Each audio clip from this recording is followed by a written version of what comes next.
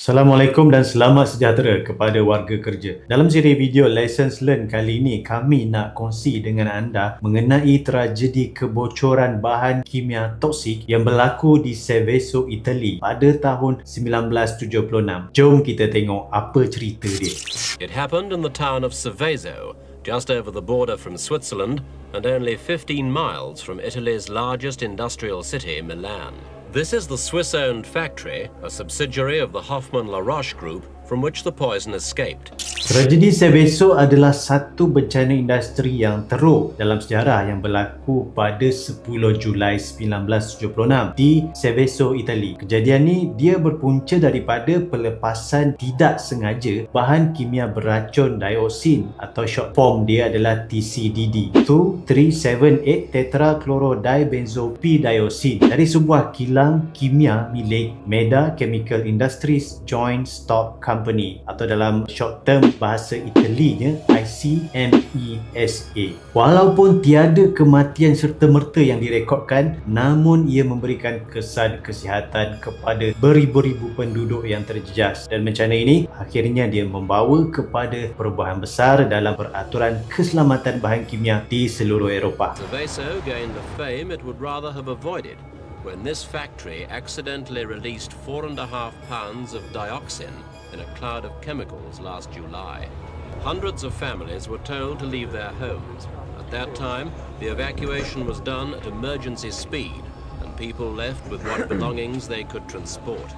So, tragedi ini dia menjadi bukti yang jelas tentang bahayanya kegagalan keselamatan industri, kelemahan dalam penilaian risiko dan tindak balas kecemasan yang lambat dalam industri yang berisiko tinggi seperti gas dioksin ini. So, macam mana pelepasan gas beracun dioksin ini boleh berlaku? Pada pagi 10 Julai 1976, sebuah reaktor kimia di kilang ICMESA tiba-tiba menjadi terlalu panas disebabkan oleh penyejukan yang sepatutnya mengawal suhu reaction telah ditutup pada masa hujung minggu. So, bila suhu semakin naik, bahan kimia dalam tangki mula bertindak balas secara tak terkawal dan telah menghasilkan tekanan yang tinggi dalam tangki reaktor tersebut. So, disebabkan tekanan yang dah terlalu tinggi, injap keselamatan reaktor tersebut dia terbuka secara automatik lah untuk melepaskan tekanan daripada tangki supaya tangki tak meletup. Tapi malangnya, gas yang dilepaskan itu mengandungi sejenis bahan toksik yang sangat berbahaya, iaitu dioksin TCDD tadi itulah.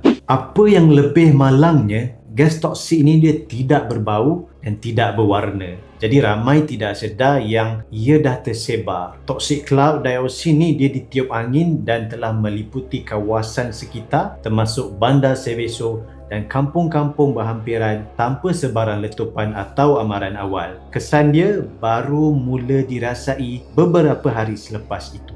So, penduduk setempat pada awalnya dia tak sedarkan kejadian yang bahaya ni lah, sebab tak ada letupan, tak ada tanda-tanda yang jelas bahawa gas dioksin tu dah tersebar. Tapi dalam beberapa hari selepas itu, tumbuhan mula mati, haiwan ternakan tumbang, manakala penduduk pula mengalami masalah kulit yang teruk seperti kloroakni, iaitu keadaan kulit yang disebabkan oleh pendedahan kepada dioksin. So, kawasan yang paling teruk terjejas adalah dikenali sebagai zon A, yang mana pencemaran dioksin tu dia berada pada tahap yang paling tinggi.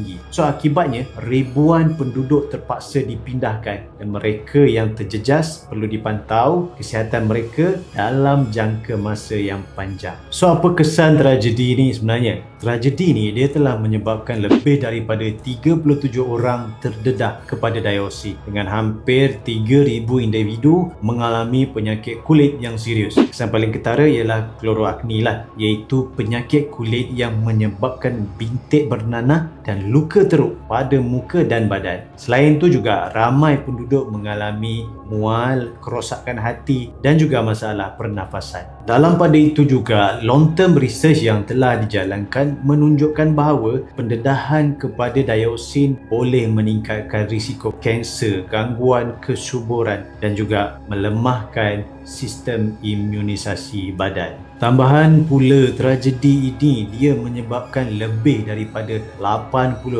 haiwan ternakan terpaksa dihapuskan bagi mengelakkan dioksin menjejaskan orang awam melalui rantaian makanan. Dalam pada itu juga, kawasan sekitar kilang perlu menjalani proses decontamination yang sangat rumit, dan sesetengah kawasan dia tidak boleh didiami selama bertahun-tahun lamanya secara kekal. So, rentetan daripada peristiwa ini sebagai tindak balas kepada bencana ni, Komuniti Ekonomi Eropah ataupun EEC dia telah memperkenalkan Seveso Directive pada tahun 1982, iaitu satu peraturan penting yang menetapkan garis panduan ketat untuk pengendalian, penyimpanan dan pengangkutan bahan kimia yang berbahaya. Peraturan ini dia terus berkembang dari tahun ke tahun dan semasa ke semasa, dan kini dia dikenali sebagai Seveso III Directive yang menjadi standard keselamatan utama dalam mencegah kemalangan industri di Kesatuan Eropah. Manakala dari segi undang-undang pula, syarikat ICMESA dan syarikat parent dia Hoffmann La Roche telah menghadapi saman dan kemarahan orang ramai akibat kecuaian mereka lah dalam menguruskan risiko keselamatan di kilang. So, pampasan telah diberikan kepada ribuan mangsa, dan tragedi ini dia menjadi contoh utama dalam kes tanggungjawab korporat dan pemulihan alam sekitar. Selain itu, kerajaan Itali telah memperketatkan undang-undang keselamatan industri, termasuk keperluan untuk pemantauan berterusan, pelan tindak balas kecemasan yang lebih baik dan kawalan ketat ke atas kilang-kilang kimia di sana. Jadi apa dia lessons yang boleh diambil daripada tragedi Seveso ini? Bagi sebuah syarikat, tragedi ini menunjukkan betapa pentingnya langkah keselamatan yang proaktif berbanding hanya bertindak selepas kemalangan sudah berlaku.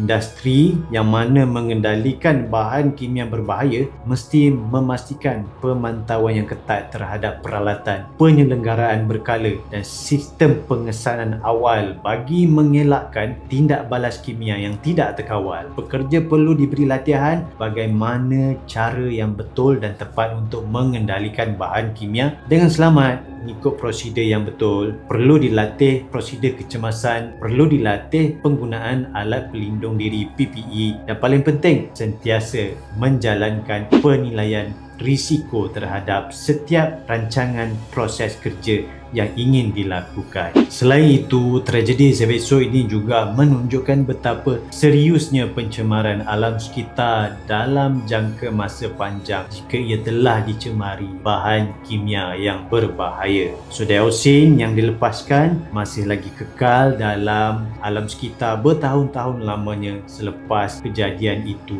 berlaku. So, tragedi Seveso adalah insiden kemalangan industri yang mengubah sejarah keselamatan industri, terutamanya yang mengendalikan bahan kimia yang berbahaya seperti pembunuh senyap gas dioksin. Walaupun tiada kematian serta merta direkodkan, kesan jangka masa panjang terhadap kesihatan dan pencemaran terhadap alam sekitar cukup besar untuk membawa kepada perubahan peraturan keselamatan industri di peringkat global. So, terima kasih kerana menonton video Lessons Learned kali ini. Jika anda rasa video ini bermanfaat, jangan lupa untuk like, share dan subscribe untuk lebih banyak kandungan yang menarik. Turn on notification bell supaya anda tidak terlepas sebarang video kami pada masa akan datang. Tinggalkan komen, pandangan atau soalan anda mengenai topik ini di ruangan di bawah. So now you know, you see, you act. Jumpa lagi dalam video seterusnya.